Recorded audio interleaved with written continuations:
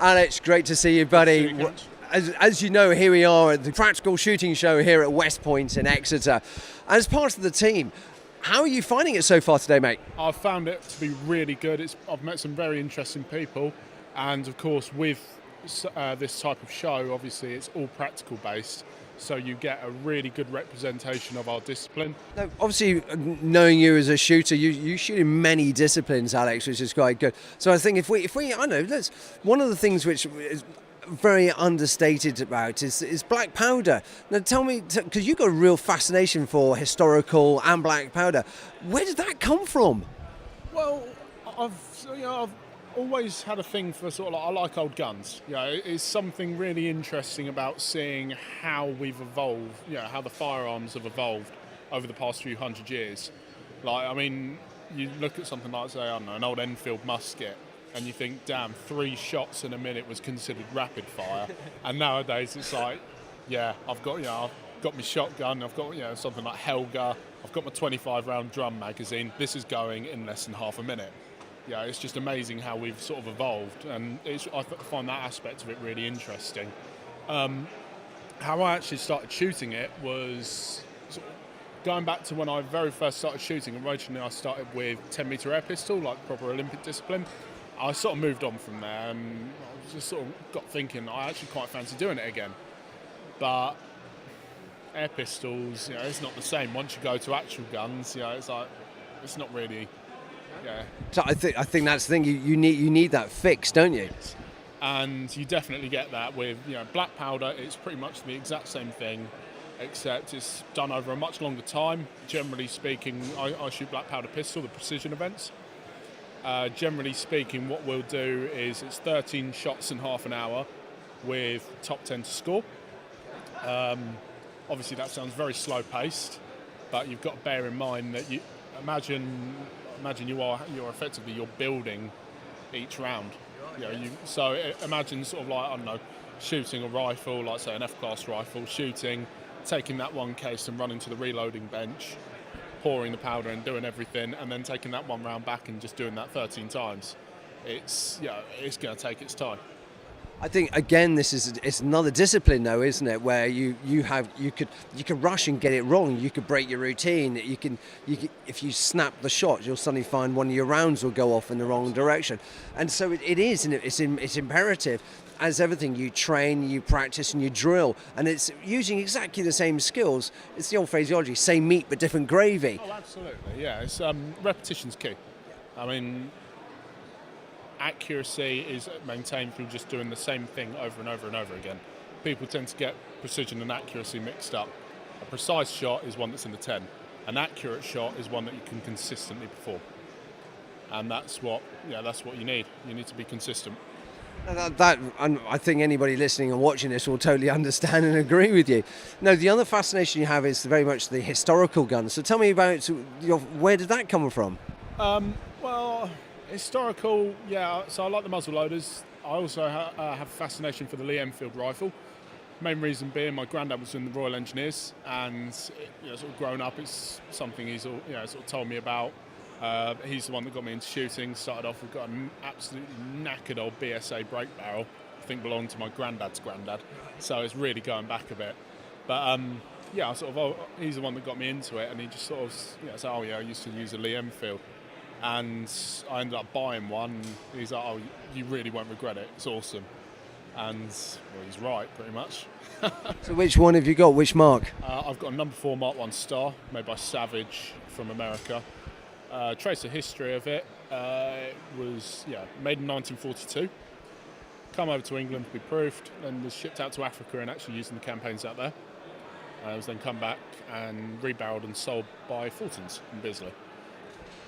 Anybody who doesn't know, Fulton's are the gun shop in Bisley, aren't they? You come and you can't miss Fulton's, and it's like stepping back in time, and what they can do to a gun is just second to none, isn't it, in there? Absolutely, they are absolutely brilliant when it comes to rifles. I have actually had a couple of issues with the bedding of my barrel on my number 4 Enfield, but it was a case of I just went there, I said, it's not working, make it work, and sorted it out. Took it out to 300 yards, and it's bang on. And I'm not very good with iron sights, but even I could tell that there was something wrong with it. I think that's the thing when you're starting to play with the Enfields, which are the classic firearms anyhow, aren't they? And if you think about it, our grandparents, when they were shooting those, you had the steel butt plate, which was you're punching a 303 round, wasn't it? The 303 round, and they kicked like a donkey. And you got to remember, in a campaign, you imagine you've been firing hundreds of those rounds at people, and you just, Shoulder left by the end of it. No. Well, that was a polite way of putting it. That's where men were men, wasn't it, really? Yeah. So tell me, where do you see yourself going now, Alex? Because now, obviously, you're part of the Gunroom.tv. You are very much, you're part of the historical side. You bring the action, not the action, you do the black powder. And so you're bringing all that expertise here. So where do you see yourself going now within the firearms? Well, I'm hoping to continue doing my long barrel pistol, practical pistol shooting. I really do enjoy that. I'm also going to start doing a bit of long barrel revolver. So I'm trying to do as much practical pistol as possible. Whereas on the other end of the spectrum, I'm also looking at joining the MLAGB, which is the Muzzle Loaders Association of Great Britain. And I want to do some actual proper sort of precision black powder competitions, as opposed to just popping down the range and blasting away for a bit. So to go on to represent or going in during this community, would you say that there's an opportunity for you to go and shoot overseas, but for the country? Oh, absolutely. Every year the MLAGB go abroad. So the MLAGB, think of it like UK PSA, and then you've got the MLAIC, which is the International Committee. So imagine that's sort of like IPSC and we're UK PSA. And every year they host pretty much their equivalent of the World Shoot. There was one a couple of months back in Austria, and it's everything from percussion revolver, percussion single shot target pistol, flintlocks. They've even got matchlocks and the Japanese Tanagashimas, which are awesome. It's pretty much a lit fuse, which you just lower gently into a pan and then it goes off. It's very much like the old muskets. You saw the Cromwell's men, where they did sort of the little fuse, which then comes down in the little black powder, and then it feeds through. Yes, that's exactly what it is. It's a matchlock, is the mechanism it's called. They also do a bit of cannons. Cannon shooting. And they do actually get some really good groupings out of them. It tends to be miniature cannons, not... I was going to say, I could just see some bloody horse-drawn carriage being brought in with a whopping great big cannon on the back, and you're trying to hit a target. Oh no, they tend to be... They're only about, a foot and a half, 2 feet. Okay, cool. They're just on like little baby wheels, and they're surprisingly accurate. Not sure I'll get into that. Well, that's a complete animal, though, isn't it? That must be a real giggle. Yeah, I've seen one in action, and you just sort of, you watch it from a distance, you just think, yeah, that's cool. The other thing they do, which I'm quite interested in finding out more about, is clay pigeon shooting, but with muzzle-loading shotguns. Oh, wow. So it's the same sort of process, double-barreled shotgun, powder, wad. It's like it was in the olden days, wasn't it? Oh, absolutely, yes. I must admit, I went to Bisley when they. Do you remember? I don't know. Many years ago, they used to do family days when you could have a go days at Bisley. And I can remember going there, and they were doing there was a 4-bore shotgun, and you were shooting a clay in the 4-bore. And I thought, I can have a go at this. I'll be all right with that. A bit of this. I've shot things before. By Gideon, that bloody thing did an half kick. Yeah, absolutely. Well, that's one of the joys about black powder is you can adjust your load. So, say I could load up, charge from me, and I could use, say, 50 grains of powder, which, that's a relatively mild load. You've got to bear in mind black powder burns a lot slower. It's a lot less efficient than smokeless. But then, say, I could have someone like my girlfriend. She's very short, she's very petite. I wouldn't want to give her that, so I could just go, okay, instead of pouring in 50 grains, I'll pour in 30. And that'll make it, it'll still go bang, and you don't need to worry about, say, oh, I'm not going to give her this type of shotgun cartridge or this rifle round, I'll give her this shotgun cartridge. So it's really good fun. I was going to say, so your fascination with firearms, and obviously which now Gunroom.tv are sort of reaping your rewards and your knowledge and your skills. Where did it come from, though? But why? Well, as I said, my granddad's got an old BSA break barrel air rifle. It sort of started off with that.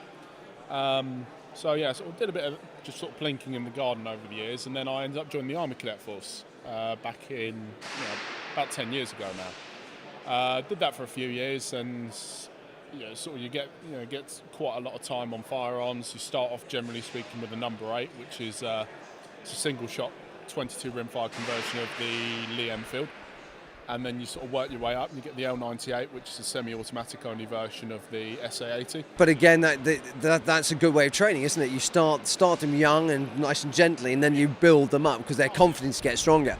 Absolutely. I think I started off in the 177, then 2.2, 5.56/223, which isn't a particularly heavy cartridge.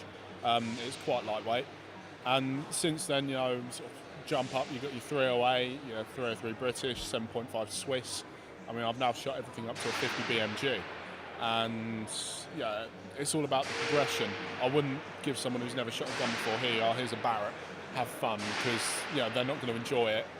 I think that's the last time you'd ever see them on a range as well, probably. Absolutely. They're not going to enjoy it. They're just going to go, nah, don't want that, don't like that. I think that's the thing. We've had several ladies on the stand here today, and little Teagues, Tegan, Bobby's daughter, little 13-year-old running a little M2 20 bore, absolutely stonking. She's using 28 gram 6s, and they're knocking the plates over, doing really good. But the beauty of it is, she's a little diddy girl. And with time, she's going to get the confidence of the 20 bore. She knows where it is, and she will naturally progress onto a 12 anyhow. A, as she gets bigger, but B, as she gets stronger. Yeah, well, absolutely. I think that's you've hit the nail on the head there. Tegan's been started out on a relatively small 20 bore, which for someone of her stature and her age is that's perfect. She can get into the sport. It's not going to absolutely knacker her shoulder, and she's comfortable shooting it, so she's happy shooting it. And then as she gets older, starts to grow and builds in confidence as well, gets her technique down. Then she can swap over to a 12. And I think that's great, absolutely fantastic. Brilliant. Well, I think, Alex, I know you've obviously got to get back. You've got a load of people waiting to see you there on the stand. But honestly, lovely seeing you, buddy. And as ever, working with you is an absolute pleasure. So, cheers, buddy.